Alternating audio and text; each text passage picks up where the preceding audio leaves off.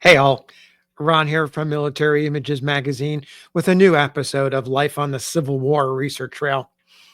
Union Brigadier General Lew Wallace, picture here on the right, received well deserved laurels for his leadership at Fort Donelson in February 1862.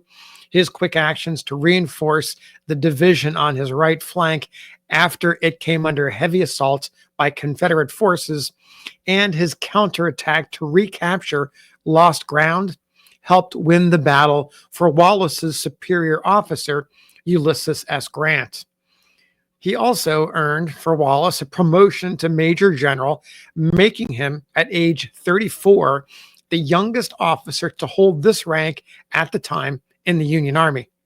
But just 2 months later at Shiloh, a series of events and decisions by Wallace caused his division to arrive late on the battlefield.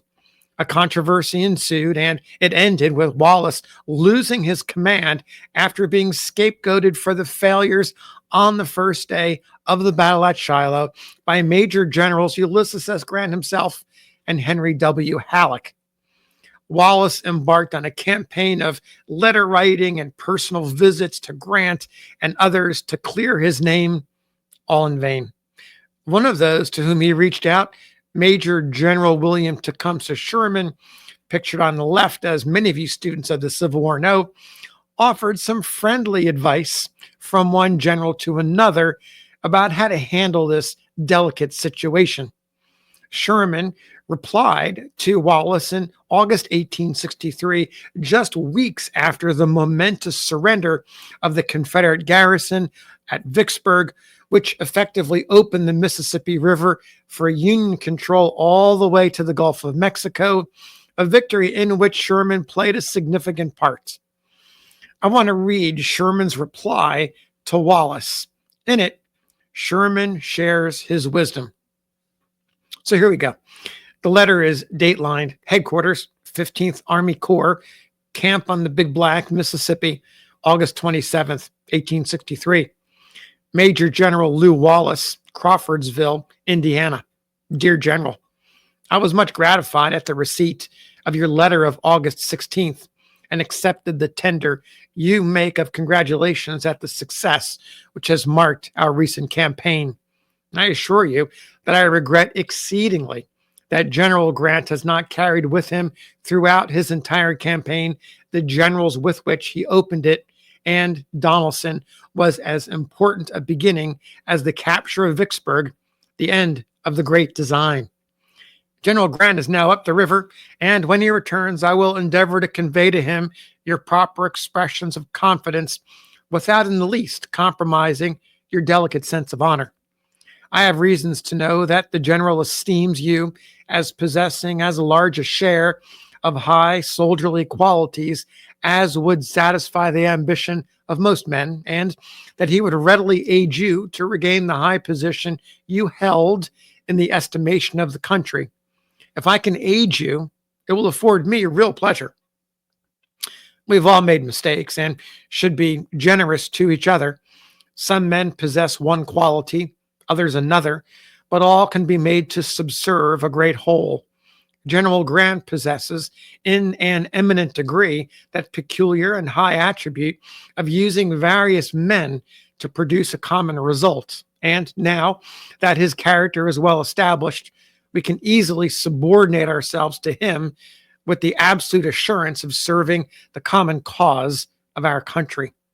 For my part, I would be glad that every general officer should have an appropriate command, and that all should learn from our short military career that we can only gain a permanent fame by subordinating ourselves and our peculiar notions to that of the common commander.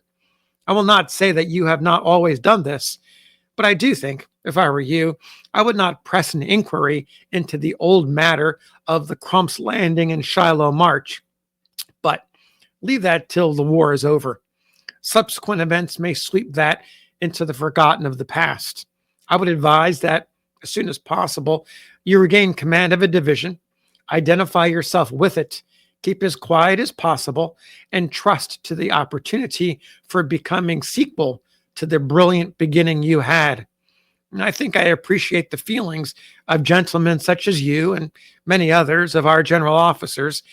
But I do say that in war, there can be but one solid foundation for a lasting fame. A single occasion can give a meteor like reputation, but real, enduring fame can result only from long, patient, hard labor, study, courage, and actual experience, which can only be gained by continuing service with armies in the field. I do not think General Grant or any officer has unkind feeling towards you.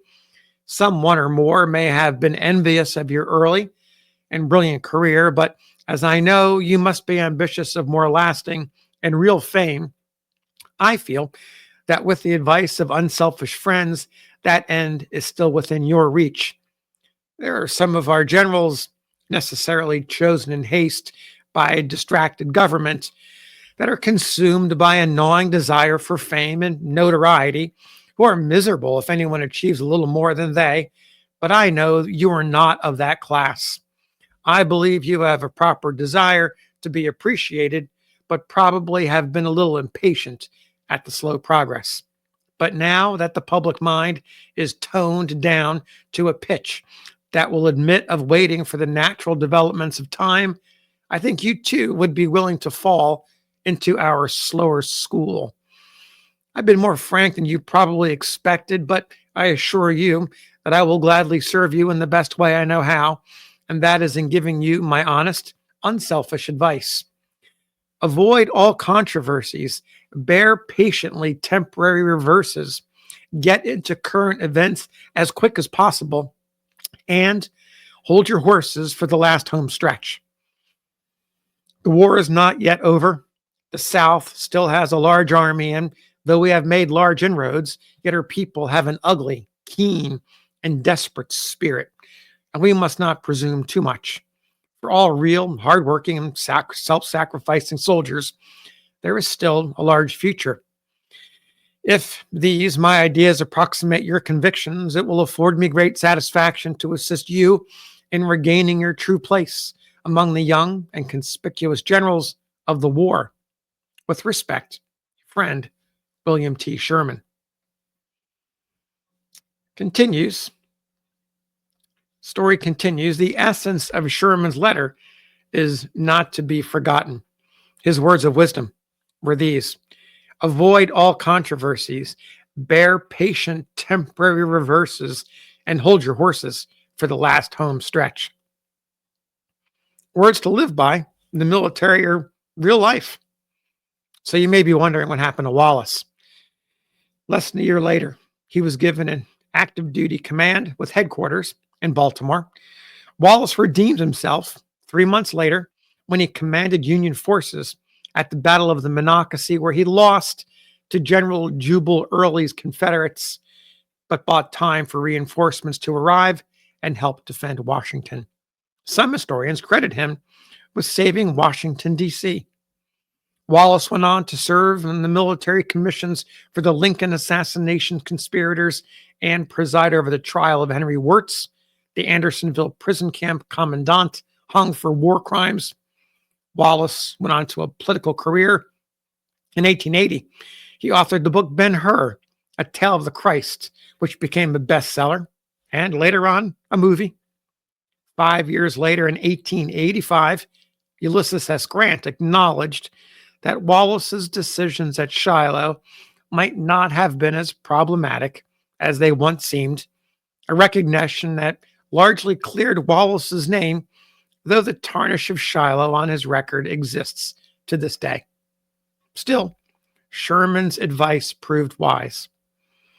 Thanks for listening. We'll see you on the next episode of Life on the Civil War Research Trail.